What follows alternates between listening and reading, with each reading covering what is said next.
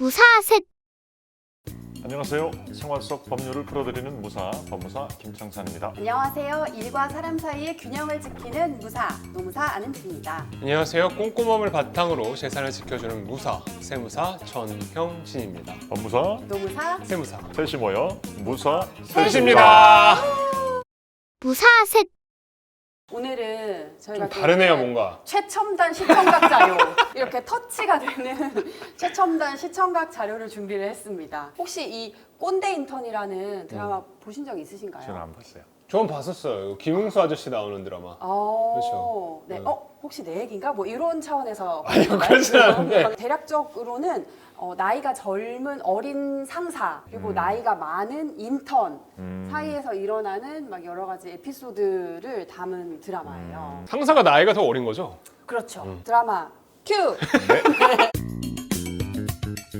자, 두 분 복귀해서 말씀해 보시죠. 이분이 시킨 메뉴는 무엇일까요? 에스프레소. 신호 들어가고 뭐 제가 보기에는 중요한 장면이 하나 나왔어요. 뭐죠? 이 분이 이제 커피를 사러 가는 상황이에요. 근데 이거 시키기가 진짜 쉽지 않을 것 같아요. 요즘 분위기로는. 근데 혹시 두 무사님들께서는 직장에서 누군가에게 이런 뭔가 주문을 받아보시거나 또는 누군가에게 이런 심부름을 시켜보신 적이 있으세요? 전 받아본 적은 있어요. 상사가. 아, 네. 그때 제가 사회초년생이었었고 네네. 막 세무사가 됐던 시점이어서 네. 무조건 이제 그게 당연하다고 저는 생각을 했어요. 그래서 그때 아무 생각 없이 그냥 한 잔 타와라라고 해서 타왔던. 외부로 갔다 오는 것과 사무실 내에서 그냥 타는 것과는 또 다른가요? 사실 뭐 동일 선상에서 판단을 할 수 있을 것 같은데 아니 그러니까 우리나라 사실 예전에 아침에 딱 출근을 해가지고 커피를 타는 직무를 마치 본인의 직무처럼 미쓰리 커피 하시는- 한 잔 뭐 그렇게. 역시 아시네. 아니 드라마에서 본 거예요. 역시. 드라마에서 본 거예요. 드라마에서. 그러니까 그 팀 전체에 커피를 쫙 그치. 이렇게 하는. 근데 요즘에는 사실 그런 풍경은 뭐 볼 수 있는 드물죠. 풍경은 아닐 것 네, 같은데. 저 궁금한 게 있는데 노무사님은 이전에 직장을 대기업을 다니셨잖아요. 네. 이런 분위기가 진짜 있어요? 진짜 있었죠. 몰라서. 아 진짜로? 그때가 벌써 제 첫 직장을 다닌 지가 10수년이 흘렀기 때문에 지금은 이런 사람이 없을 것 같다는 걸 전제하고 말씀하신 거잖아요. 없어. 네. 그런데 저희는 이제 그런 사건들만 아, 다 맞네. 접하니까 지금도 이런 분들이 되게 많아요. 근데 상황은 비슷해도 말을 저렇게 하지는 않았겠지. 뭐 이 새끼 저 새끼라든지. 많습니다. 진짜? 같은데. 물론 절대적인 수를 따지면 당연히 적긴 정상 하지만. 범주에 있는 분이 훨씬 많겠죠. 네. 저희한테 이제 오시는 어. 분들은 다 비정상 범주에 있는 분들만 오시니까 많은 거죠. 꼰대 인턴. 인턴이 그래서 저는 꼰대인 줄 알았는데 봤더니 젊은 꼰대라고 불리는 맞아. 나이 어린 상사가 꼰대인 그런 내용이네요. 저는 이 영상을 보면서 할 말이 되게 많아요. 지금 법적 쟁점이 무궁무진하게 그래요? 나왔거든요. 그렇겠네. 저희가 또 이 드라마 제목에 맞춰서 재미있는 테스트를 해봤잖아요. 맞아요. 아, 이 결과를 얘기하고 싶지 않은데 뭐였지? 꼰대 성향 검사였나요? 맞아요. 꼰대력이 몇 레벨인지 어떤 성향의 꼰대 성향을 갖고 있는지 이런 거를 재미있게 이렇게 알려주는 테스트 결과가 있더라고요. 우리 청무사님부터 속 보이는 전자 두뇌. 당신의 꼰대력 레벨은 레벨 2. 레벨이 5단계가 있는데 그 중에서 레벨 2 레벨 2면은 뭐 괜찮지 뭐. 이거 근데 찍으면서 되도록이면 내가 굉장히 좀 진보적인 사람인 것처럼 하면서 했는데도 진짜요? 그렇게 하셨다고요? 그걸 갖다가 이제 얍삽하다고 얘기는 이렇게 판단을 한 것 같아. 그렇게 해서 레벨은 그러면 2가 나왔나 봐요. 그런가 봐요. 아. 노무사님은 몇인데요? 누구서 몇 청무사님과 그 꼰대 유형은 똑같이 나왔어요. 그 레벨 3이 나온 거예요. 아니 제가 꼰대처럼 보이지 않기 위해서 꼰대가 되지 않기 위해서 나름 굉장히 많이 참고 생활을 하고 있는데 레벨 3이 나와가지고 사실 굉장히 내적으로 충격을 받았어요. 그리고 제가 더 충격적이었던 건 뭐냐면 집무사님이 같은 레벨이거나 높은 레벨이 나올 줄 알았는데 그게 아니었다는 사실이죠. 레벨 2예요. 레벨 2면은 뭐 괜찮지 뭐. 압도적인 처단형이었던가? 또 쳐다. 단호한 단호한 뭐 처단형이었던가? 처단자였나요? 이거는 근데 재미이기 그쵸, 때문에 재미니까.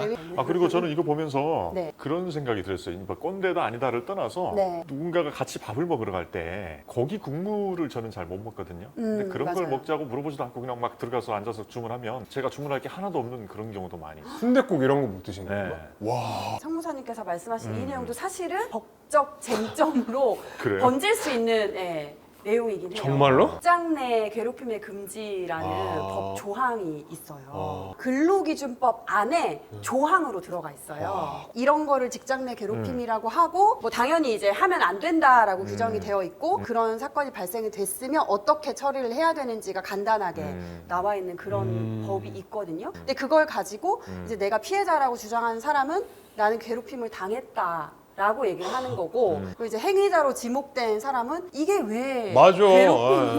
괴롭힘이냐라고 항변을 맞아. 하는 관점의 건데 차이 같아. 이런 경우도 있네요. 상사가 부하 직원한테 이렇게 직장 내 괴롭힘으로 이제 신고를 이렇게 한 경우도 있나요? 상사가 아래 직원이 나를 괴롭힌다. 네네네. 그런 경우도 있어요? 실제로 그런 사례는 없어요. 제가 그 법에 나와 있는 직장 내 괴롭힘의 성립 요건이 뭔지를 한번 말씀을 드려볼게요. 네. 세 가지로 요약을 할 수가 있거든요. 첫 번째가 행위자 요건이에요. 행위자는 지위 또는 관계의 우위에 있는 자가 행해야 돼요. 예를 들어서 직급은 낮은데 이 사람이 뭐 대표 아들이다. 아. 라던가 또는 다수 대 소수라던가 팀원 모두가 팀장 한 명을 그래, 맞아. 되는 그런 거예요. 경우도 있을 수 있어. 그런 것도 있을 수가 있고 뭐 노조 가입 여부도 사실은 관계의 우위를 따질 때 영향을 줄 수가 있고요. 뭐 감사부서라던가 인사부서라던가 영향력 있는 그런 부서 소속이 있을 인사부서 수 있잖아요. 뭐 이런 거? 그것도 관계의 우위에 영향을 미치는 요소들이에요. 두 번째가 사실 되게 애매한 거예요. 이것 때문에 판단이 정말 많이 갈리기도 하는 거거든요. 이게 업무상 적정 범위를 넘어야 돼요. 근데 그 적정 범위가 어디서부터 어디까지인지 그게 알아. 쉽지가 않은 거죠. 네. 도대체 뭐를 적정 범위로 볼 것이며 뭐를 적정 범위로 보지 않을 것이냐 그거고 세 번째가 그 적정 범위를 넘어선 행위로 인해서 신체적 정신적 고통을 주거나 근무 환경이 악화가 돼야 돼요. 또 두 분께 한번 쟁점 사항을 질문을 드려보면 커피를 이 사람이 사러 나갔단 말이죠. 그리고 집무사님께서는 이제 커피 좀 타와봤죠. 타와봐라고 해서 어쨌든 제가 갖다 대령을 주고 했죠. 예. 대령을 한 이건 직장 내 괴롭힘에 해당이 될 수 있을까요? 업무 관련성이 없으니까. 집무사님의 의견은? 이번 요건을 따지고 보면 그 상사가 자기 마시려고 커피 타봐 라면 안 될 것 같은데 만약에 회사에 누가 손님이 왔어요. 거래처가 왔어. 근데 그 거래처분을 대접하기 위해 부하 직원분에게 커피 좀 뭐 사 갖고 와봐 아니면 타 갖고 와봐 라면은 업무 범위에 지금 포함될 것 같거든요. 근데 두 분의 말씀이 다 맞아요. 이게 업무상 적정 범위를 넘었냐 넘지 않았냐를 판단을 할 때 업무상 필요성이라는 거를 가장 중요하게 보거든요. 사실 커피를 외부에 가서 사와라 또는 커피를 타와라 본인이 마시기 위해서 하는 거는 업무상 필요한 일이 아니잖아요. 그치. 네, 그렇기 그치. 때문에 이건 직장 내 괴롭힘의 요건을 충분히 갖출 수 있을 것 같아요. 근데 말씀하셨던 것처럼 맞아. 외부 손님이 와서 이걸 해야 되는데 그러면은 그 커피를 과연 누가 탈 것이냐가 또 문제가 되는 거예요. 왜 나한테만 내 직무에는 외부 손님이 왔을 때 커피 타야 되는 직무는 없는데 내가 제일 직급이 낮으니까 아, 너무 매정하다, 사회가. 내가 제일 어리니까 내가 또는 계약직이니까 이런 논란이 생길 수 있잖아요. 그래서 저희는 그냥 직접 사오시거나 직접 타서 고객한테 뭐 응대를 하거나 사전에 돌아가면서 순번을 정해서 아, 이게 제일 낫네. 갑자기 궁금해졌는데 만약에 오셨어요. 근데 거래처 분이라든가 이런 분들이 아니라 대표에 가족 친지가 왔단 말이죠? 그거는 문제될 수 있죠. 아, 그렇죠. 행위자 요건 아까 전에 말씀을 드렸잖아요. 그 행위자가 대표나 또는 대표의 가족일 경우에는 형사처벌 조항이 있어요. 이게 없던 게 생겼어요. 작은 회사들은 그런 사례들이 너무 많은데 이게 처벌 요건이 없다 보니까 대표자들이 갑질을 하는 사실은 상황들이 너무 많은 거예요. 그래서 형사처벌 조항이 있어요. 그 다음에 저희 또 드라마에서 발견할 수 있었던 내용 중에서 뭐 업무 가로채기. 네, 이거는 당연히 근데 증빙을 할 수 있다라고 하면 이것도 사실은 괴롭힘의 한 유형으로 충분히 문제 제기를 할 수 있을 것 같아요. 또 회식 관련해서도 문제되는 사항들이 보였었거든요. 왜? 뭐가요? 회식이 왜? 일단은 예전에는 사실은 제가 회사 생활을 할 때만 해도 사전에 어떤 뭐 회식을 공지를 한다던가 이런 차원보다는 윗사람의 기분에 따라서 그렇지. 요즘에는 큰일 나죠. 물론 그것도 이제 누가 주최하는 회식이고 어떤 뭐 공식적인 회식인가 비공식적인 회식이냐 이 요건에 따라서 조금은 달라질 수는 있겠지만 그럼 무슨 사전에 공지를 꼭 해야 돼요? 회식하면? 그렇게 하라고 저희는 이제 말씀을 드리죠. 그리고 또 회식 자리에서 술을 강권하면 또 안 되고 그건 그렇죠, 또 큰 문제가 되는 그렇죠, 거고. 그렇죠. 예. 네. 그래서 제가 봤을 때는 이거는 어떤 뭐 법적인 문제라기보다는 세대 간에 사실은 이렇게 경험한 문화가 다르고 경험해온 또 여러 가지들이 다를 수 있잖아요. 세대 간의 차이를 극복해 나가는 과정이 아닐까라고 아름답게 포장을 하면서 생각하고 있어요. 그러면 도대체 회사에서는 이런 것들을 사전에 조금 리스크를 줄이기 위해서 뭐 어떻게 해야 되느냐라는 것들은 댓글에 남겨주시면 제가 네, 수임을 해서 진행을